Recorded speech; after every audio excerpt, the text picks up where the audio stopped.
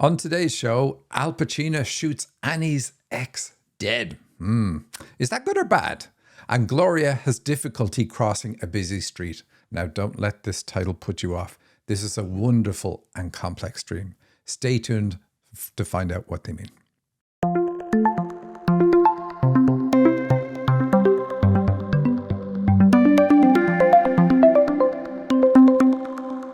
Welcome to the Dream Interpretation Podcast with Michael and Sandy. Hi, everyone. Welcome. This is another half hour of us eavesdropping on the very personal communication between the spirit world and heroes on their journey, because that's what a dreamer is, a hero on a journey. And that's why I focus on dreams. If you want to know what you're meant to be doing right now, at this very moment in your life, then look no further than your dreams. Through analyzing your dreams, I reveal your potential and the obstacle you need to overcome. I'm very specific. I tell you the superpowers that you have, or that you indeed might have, that would make you magnificent, and the bumps in life that are holding you back. These bumps are not in the way, they are the way. To get your dream analyzed on our show, go to dream-analysis.com/podcast, fill in the form and submit your dream to the show from there, or simply email radioshow@dream-analysis.com. That's it. That's all you have to do. Awesome. Thanks for doing that, because I want more dreams. But you know what, Michael? We often run out of time, so I'm going to ask you this at the start. What courses do we have coming up? Yeah, this is always a battle at the end. She's like, you didn't say this, but we've run out of time because the dreams run right up to the end. Well, we have a free webinar tomorrow at 11 a.m. Pacific time.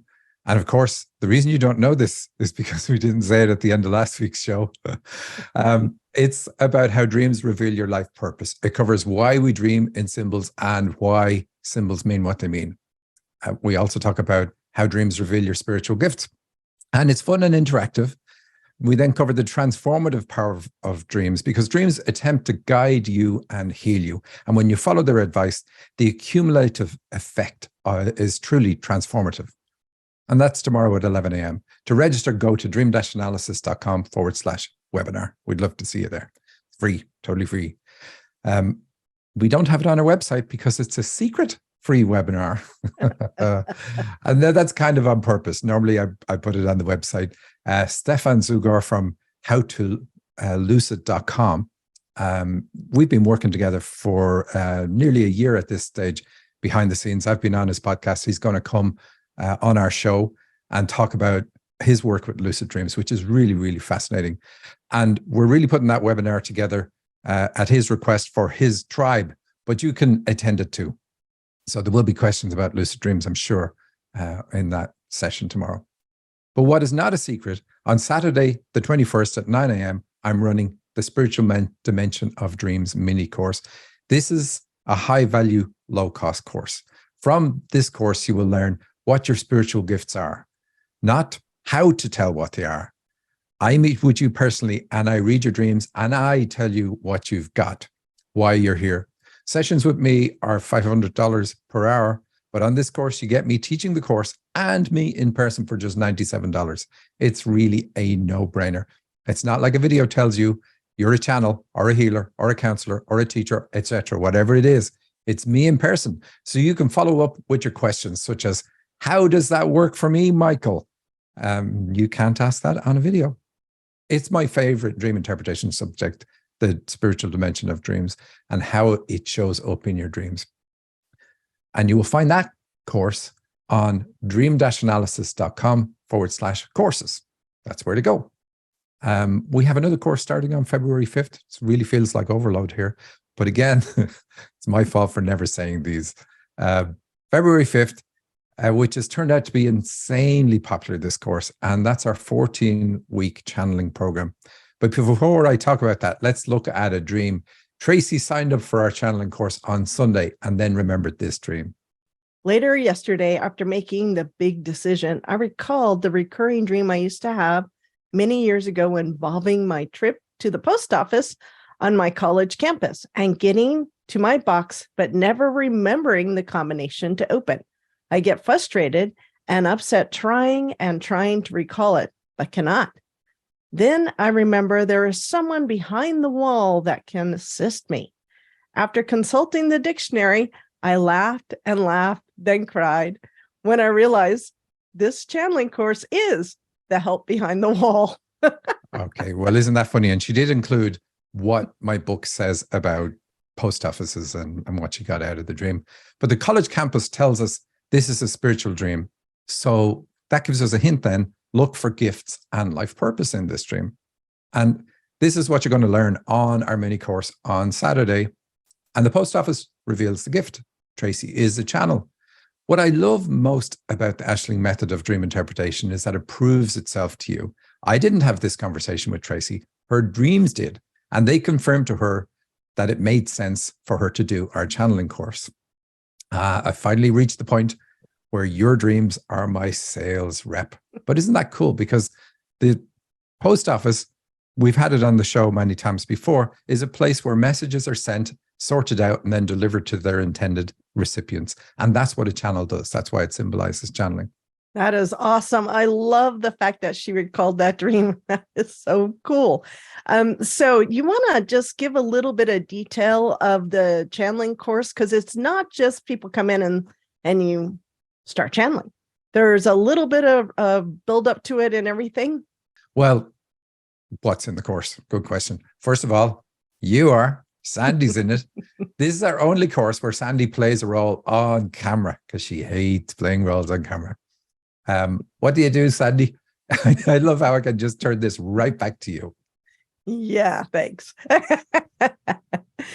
So we get people who've done other channeling courses and it hasn't worked for them.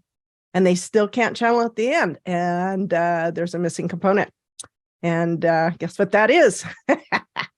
That's clearing blocks that stop you. And so I work with Elizabeth Rose, who has been on the show before. And together we are able to remove those blocks that are preventing people from channeling. You may not remember where those blocks came from. You may have no idea, but they do get in the way. And so what we do is we go around the room over and over for the first 5 weeks and make sure that all the blocks are removed so you can start. And when I see stuff, because I'm doing channeling from my part and Elizabeth is the one mostly doing the talking, I'm in the background. I pull it away and I help to raise people up so that they can really feel the energy of the angels working around them and flowing to them and through them. And so I work with the angels to do this. And this is not me personally. It's the angels doing all the work. I'm just the physical body that makes it so it's not so scary to have a spirit working with you. In fact, Michael, Elizabeth and I do all the heavy lifting for you. By the time you step up to show people how to channel, they are ready. Well, you do. I agree. And everyone channels in their first class with me because of that. But that's not all you do. You also program crystals individually for each person on the course. And that's part of setting up a protected sacred space for them to channel in. Yes, I program 5 crystals for each person, and they're all individually programmed for that person. And so what they will get is a package that I will send out. Each crystal will play a different part in helping them set up a sacred space so that they will be able to better connect to their guides and be able to channel. So last year at this time, we went to the Gem and Mineral Show in Tucson, and I was able to handpick all of these crystals. I tried ordering crystals online, and that doesn't work for me. I want to be able to see them. I want to be able to feel them before I purchase them. And then I know that they're ready to go when I bring them home and I start cleansing them and getting them ready for each person. I love how we used to just buy them locally, and some crystals are hard to find. But anyway, we would get them, source them locally. And it's kind of like, oh yeah, put it under a microscope and this is what Showerite looks like. And then you go to the Gem and Minerals Show, it's like, ooh, I think that'll put me over the weight in my luggage. There's quite a difference in the size. But I love how your office looks when you're clearing and programming the crystals. It's like a crystal shop. It really is cool. I noticed that you said assist in creating a sacred space. And that leads me to your next role. When you hand the students over to me, you also continue to lift their energy as another part of creating that sacred space. Yes. So what I do is I create a container for when you're all in the meeting. I create a container. It's, to me, it looks like a big bowl that you're in, that I lift up as a team, all of you up, and elevate your energy so it's easy for you to make those connections and also send love and appreciation to each other. And so that's what I do for the beginning.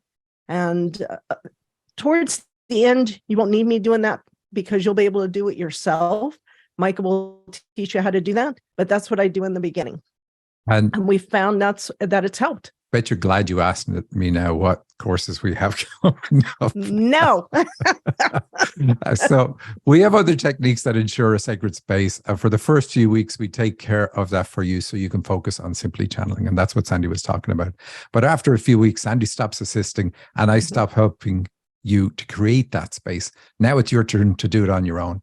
And I love this part. I jokingly say that this is a course where I want you to fail. But it's true. When you fail, when you can't get a connection, I can tune in and tell you exactly what you need to do to fix your problem and guide you through to making that perfect connection. And it works. You learn from that guidance to the point that you can always make the connection on your own. And that is the point. Ultimately, you want to be able to channel regardless of where you are, regardless of who is around you, regardless of how your day has gone or how bad you're feeling, regardless of whether you have crystals with you or not. With the Ashling method, you can always establish your channeling connection. And you can find out the details of this course at dream-analysis.com/courses. Let's do some more dreams, Sandy. All right. I love Take you out of the spotlight. You're probably delighted. Yes, I am. Thank you very much. All righty. This is a dream from Annie, titled Al Pacino Shoots My Ex. I am looking for a past due moving truck. I had parked at a coworker/friend's apartment complex urgently because more dollars charged would accrue if I didn't find it. Then being blocked by bicycles in his apartment as I went on my way to leave through the back door and down the stairs to the parking lot to find it, only to discover I didn't have the key. And then being blocked by people at the swimming pool who forced me to go in the water to keep going. I did rather than take the longer way around. The ultimate ending where a younger version of Al Pacino shoots and kills a younger version of my ex who I just had an argument with, even though I asked for him to be spared. Why would you ask for him to be spared? Well, we'll get to that. You need to get moving to avoid incurring karma. That's what the whole thing about the moving truck and going to be incurring a charge is about. The apartment and the bicycles are about the heart and emotions. So you've work to do there. We know your ex comes into this. So here you're clearly being told to move on from your ex. The clearest indication is that a guide, Al Pacino in the dream, shoots him. There ain't no way you're going to get back with him if he's dead. So move on now. Okay. It may not be about you getting back with him. It may be about you letting go of the emotional drama of that relationship. And I say that because we know the heart and the emotions come into it. The dream says you don't have the key to move on. So this is where you need an assist. You are forced to go into the swimming pool rather than the long way round. Well, the long way round is karma. And you went the short way, which is great because that's dharma. You're going on to the dharmic path. For you, that is getting into the spiritual aspects of yourself. And that's what the pool represents. So it is really good in the dream that you did that. Which spiritual aspect in particular? Well, Al Pacino tells you it's channeling. Actors are told what to say. So too are channels. And your guide, Al Pacino, is clearly telling you to move on by shooting your ex dead. Now, death in dreams is not bad. It is a dream's way of asking you, what would you do differently today if your ex was no longer around? And that's usually an easy question to answer for the dreamer. Now, we come back to you asking for him to be spared. Clearly, your guide says no. You said you don't have the key, but you do. The key is to not let your feelings for your ex cause you to stay not moving. Now, you probably think you're being a better person by asking for him to be spared, but you're not. There is always a dysfunctional reason we do this. In your case, you picked this negative trait up when you were younger. We know this because both Al Pacino and your ex were younger versions of themselves. Ultimately, showing this pity in a dream says that you are holding on when you should be letting go. So the person being hurt by your actions today is you. Now, if my message seems blunt, it's because I don't want Al Pacino showing up in the studio to shoot me. He scares me. Thanks for sending in your dream, Annie. Wow, that was really cool. I like that. So it looks like we got a much longer dream to look at next. So I'm going to go get a cup of coffee while you read this dream. So this is from Gloria, and she didn't title it. And it's always remember to title your dreams when sending them in. But so we're going to call this one a title. We're going to give it to it. And it's called Difficulty Crossing a Busy Street. So let's see what Gloria sent in. I dreamt I was about 15 years younger than I am now, but wearing the clothing I have on. I was jogging, and it took several attempts to cross a very busy street with a median separating 4 lanes of traffic. I noticed a man at the stoplight waiting with the crowd of other people to cross the street. He was sitting on a bicycle watching me as I crossed the street. I have never seen him before, but I sensed that he always watched out for me while I was jogging. He had a constant smile on his face, and I sensed that he admired me, but not in a sexual way. I felt that he was looking out for me. When I got to the stoplight, he said hello and asked if he could come along with me. I said, sure, but only if you can keep up. We both laughed at the comment. Everyone else at the light started walking ahead, but he and I turned right. I was jogging and he was on his bicycle. He asked me how far we were going to go, and I said, not too far. We went around the corner and got to a 2-story house. I went inside by myself, and someone told me to pack my things up to move to a new room.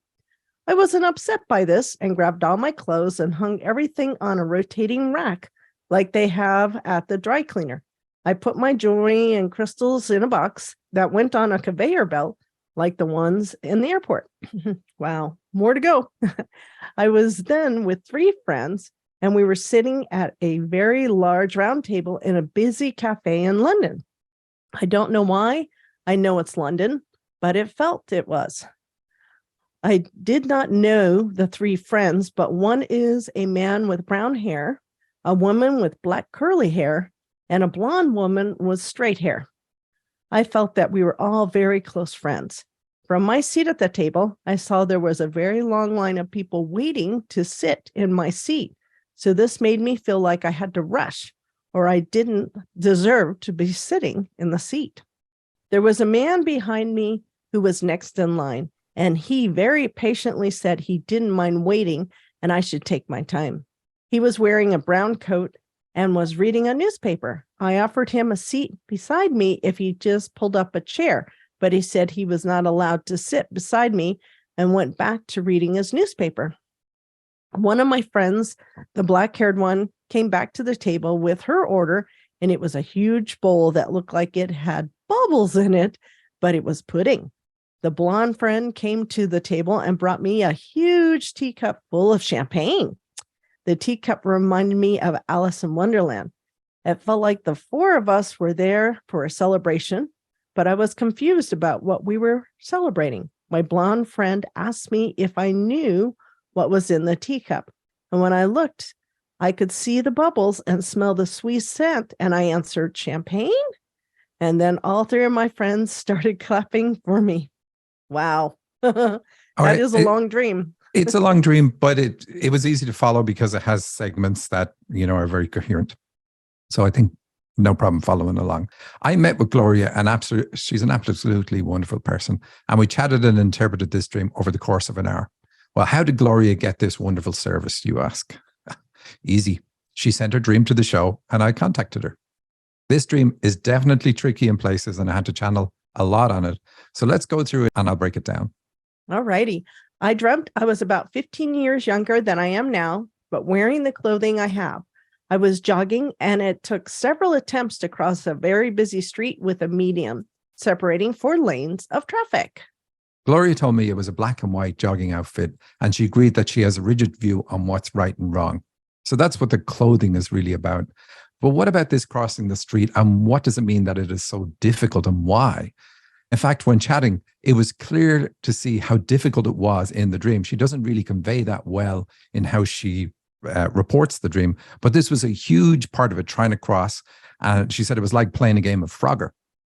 So Gloria has a daughter named Grace, and Grace has epilepsy. She has upwards of 100 seizures per day, and she never knows if today will be her last day. And this is her struggle, but it's not all of it. She previously had an ectopic pregnancy and lost the child she was carrying. At every doctor visit while pregnant with Grace, she felt like they would tell her, "You're going to lose this child too." So this has been a long, ongoing struggle for her. Wow. Okay. I noticed a man at a stoplight waiting with a crowd of other people to cross the street. He was sitting on a bicycle watching me as I crossed the street. I have never seen him before, but I sensed that he was always watched out for me while I was jogging. He had a constant smile on his face, and I sensed that he admired me, but not in a sexual way. I felt that he was looking out for me. So in her own words, this was an old-timey stoplight, like Mr. Rogers. This man, if you know that show, Mr. Rogers, Welcome to the Neighborhood, or whatever it was called, this man was facing her while everyone else was facing away, waiting for the light to turn. This guy is clearly a guide. He's watching out for her, and he's taller than everyone else. Why? Because he's on a bike. And Mr. Rogers has a special place in her heart. She loved this guy. And he had this old-timey stoplight on his show. And that's immediately what she thought about. This connection is a dream's way of saying, this guy is a good guy too. Of course, we don't need to know that because the guy is at a light. The dream associates this person with the light. Clearly a good guy. All righty. When I got to the stoplight, he said hello and asked if he could come along with me. I said, sure, but only if you can keep up. We both laughed at the comment. Everyone else at the light started walking ahead, but he and I turned right. So everyone else goes straight ahead and she and he turn to the right. So she's been told that she needs to change direction. Now, it doesn't mean, obviously, it's not physical direction, but she needs to do something differently now, and it's markedly different. I was jogging, and he was on his bicycle. He asked me how far we were going, and I said, not too far. We went around the corner and got to a 2-story house. I went inside by myself, and someone told me to pack my things up to move to a new room. I wasn't upset by this and grabbed all my clothing and hung everything on a rotating rack, like they have it at dry cleaners. I put my jewelry and crystals in a box that went on a conveyor belt, like the ones in the airport. So she said there was a party going on upstairs in this house and it looked inviting, but the bottom floor was completely dark. Now, this is classic. Approaching and entering a building is about you moving into mom's body. So this is Gloria moving into mom's body, into the womb. The party is a symbol of birth, so that backs this up. And this party looked inviting. Well, this is sad. This means that Gloria didn't feel welcomed by mom when she was pregnant with her. Gloria wasn't happy with this. She thought she was done with mom, and clearly she isn't. The clothes she hung up were already there in boxes. Boxes are another symbol for the womb, and hanging clothes up from these boxes means I have hang-ups from my time in the womb that show up today in the roles and attitudes I adopt. It's a very clear symbol. The darkness downstairs and giving up the jewelry and crystals says that because of not feeling welcome and not knowing how to deal with it, which is what being in the dark is about, Gloria decided, while in the womb, to give up her gifts. You can't really do that, but you can make the decision. I asked about mom, and she was in prison for financial crimes when pregnant with Gloria. When born, her grandmother took her in. Clearly, that's not what a child wants. A child wants mom. They only want mom. As an experiment, try taking the child from the next mom you see. The ensuing claw marks on your face and the eye gouges from the child will prove my point. Okay, that's a joke. Don't do that. Just trust me. Now the dream takes a turn. Wow. So far, this is kind of sad, but I'm looking forward to this turn. I was then with 3 friends, and we were sitting at a very large round table in a busy cafe in London. I don't know why I know it's London, but I felt it was. I do not know the 3 friends, but one is a man with brown hair. a woman with black curly hair, and a blonde woman with straight hair. I felt that we were all very close friends. From my seat at the table, I saw there was a very long line of people waiting to sit in my seat. So this made me feel like I had to rush or that I didn't deserve to be sitting in the seat. So Gloria had a past life in London. That's why London shows up. And it feels like home to her, even though she had never been there. She has now, but it always felt like it would be home to her. But these three friends are guides, and they show up to celebrate her because life hasn't. The large round table makes this segment about feelings. From channeling, I got that anytime someone shows Gloria kindness, she feels like she doesn't deserve it. She feels like she should be able to do whatever it is for herself. And that fits in with her feeling like she had to rush or didn't deserve to be sitting in the seat. Now, of course, she agreed with this. Wow. There was a man behind me who was next in line, and he very patiently said he didn't mind waiting and I should take my time. He was wearing a brown coat and was reading a newspaper. I offered him a seat beside me if he just pulled up a chair, but he said he was not allowed to sit beside me and went back to reading his newspaper. So this part is really about Gloria not taking opportunities that come her way. In her own words, she said, "I refuse offers because I am a nobody." We know that feeling like a nobody is connected to mom not being there for her when she was born. It doesn't matter the circumstances. A child doesn't get it. Now, there is more in there. This guy is also a guide. I asked her, was he tall? And she said, very tall. And we know that she has a counseling gift because the fact that he's reading the newspaper, he's wearing a brown coat to tell her, look, coming to the earth plane is a practical thing for you to do. It's not surprising she has a counseling gift because we often see people who have this terrible, poor bond with mom end up being the best counselors on the planet. All righty. One of my friends, the black-haired one, came back to the table with her order, and it was a huge bowl that looked like it had bubbles in it, but it was pudding. The blonde friend came to the table and brought me a huge teacup full of champagne. The teacup reminded me of Alice in Wonderland. It felt like the four of us were there for a celebration, but I was confused about what we were celebrating. My blonde friend asked me if I knew what was in the teacup, and when I looked in, I could see the bubbles and smell the sweet scent, and I answered, champagne? Then all three of my friends started clapping for me. Here her guides celebrate her birth with champagne. The size of the teacup is healing for emotional neglect. The dream aims to heal the start of her life because anything left unhealed repeats itself throughout our life. In Gloria's own words, I never celebrate myself. I feel lonely on my birthday. There's no party. Nobody calls me. Christmas is the same. This Christmas, I didn't even get a gift. My husband is not thoughtful. Now, I would have chosen different words. Wow. But can you imagine that? But you can see that this is a clear repeat of what happened on day one.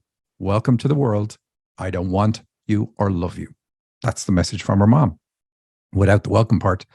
Yes, then others take over, in her case, her grandmother, but the damage is already done. Locked in her case, before she was even born. Remember her hanging up the clothes while in the womb earlier. So why all this? Why this dream? Well, it's to tell Gloria that she doesn't have to do it all herself, that the only reason she feels this way is because of her own history, that she needs to accept opportunities that come her way, that she deserves to be loved and celebrated, that her guides are watching over her and ready to help. I really love this dream. I love its complexities, and I love Gloria's dedication to Grace. She's giving Grace everything she never got. But that is also a dysfunction when you think about it. Mom's neglect caused you to say, if I ever have a child, that child will know it is loved. And you stuck to it. Grace is probably the most loved child on the planet. Gloria is heavily involved in advocacy for children with Grace's issue. She's gotten laws changed to allow new drugs that benefit Grace and the many like her. She has worked it and continues to work it. And it has been hard. We know it was hard because of her difficulty in crossing the road at the start of the dream. Sandy, doesn't this dream really make you love the work that we do? Yes, it does, because it really shows the clarity of what her life has been like. And to be honest, it's sad. It's sad what she's had to go through. And it's sad that as a baby in the womb, she wasn't loved. But I love the fact that the dream brings this all forward so she can work on it again. And what I found interesting was her comment when you talk to her about the fact that she said, I thought I was done with mom. So that's the hard part, is the thing that you always say is you've got to go back to the age of the child in order to heal the trauma. And I don't think, therapy talking is going to be able to help a baby in a womb. It doesn't, but a lot of people also, they just decide I'm going to have nothing more to do with mom. And they cut them out of their lives and say, that's me, I'm done with mom. And that doesn't work, It's like if you get shot, I say this all the time, if you get shot by somebody and there's a big gaping wound in your chest, you can't just say, well, I'm never talking to that person again and then ignore the wound. But we do that because we don't understand how it all works. So my question is, the crossing the busy street, how does that have to do, and the median in the middle, how does that have to do with her helping her child? What exactly does that mean? Does it mean she's really busy? So when I looked at the dream, I didn't know what her issue was. So I was channeling on it because traffic is normally about career. And they said it's not about career in her case. And this is always like one of the complexities of dream work. A symbol doesn't always mean the same thing for everybody. And so when I got an idea of what it was about, that she was struggling to do something in life today. And as soon as I said, what are you struggling with? That's a daily thing. And it was like looking after Grace and trying to be her advocate and do all the things that are needed. And then this enormous fear that she has that this could be the day she loses her. And so it made sense then once I understood that. And the first part of the dream is the setup. It's saying, look, we are aware of your difficulty. We are aware of what you're going through, but there is also a light that she could have used to cross the road. There's other things that could have assisted her. And she doesn't use those things. And her guide is looking at her from a distance and showing her, look, I'm watching over you. I see what you're going through. And so the message of the dream is saying, look, we see what you're doing. We see you're doing it the hard way. Ask us and we will help you, because there are easier ways. And she actually has 5 guides throughout this dream, which is absolutely amazing. Very, very unusual. She has this guide at the start. She has 3 that celebrate her in London, and then the guide behind her with the newspaper. So like her guide, there's a team ready to work with her. Wow, that just made this whole dream so much better, because that is amazing to be able to see that. And hopefully she got that and was able to understand when she walked away that she's making her life difficult, and that there are people out there as well as her guides out there that can help her heal herself and help her. Yeah. I wouldn't say she's making her life difficult. Her history has been that she was left on her own, and she goes through life doing things on her own. That's her habitual way of approaching life because of her history. And what the dream is trying to say is, look, there's an easier way, and the easier way begins with asking other people for help. Oh, that's nicely put. All righty. Are we ready to move on to another dream? We are out of time, which is where we would normally talk about courses and so on, and then we wouldn't be able to do it. So do you want to talk more about what you do in the channeling course, Sandy? No, I'm good. All right. Really good. Thank you, everybody, for listening. We will see you next week. And anybody who wants to show up to the webinar tomorrow, 11 a.m. Pacific time, dream-analysis.com/webinar to register. I will see you there. Thank you, everybody. Have a good week.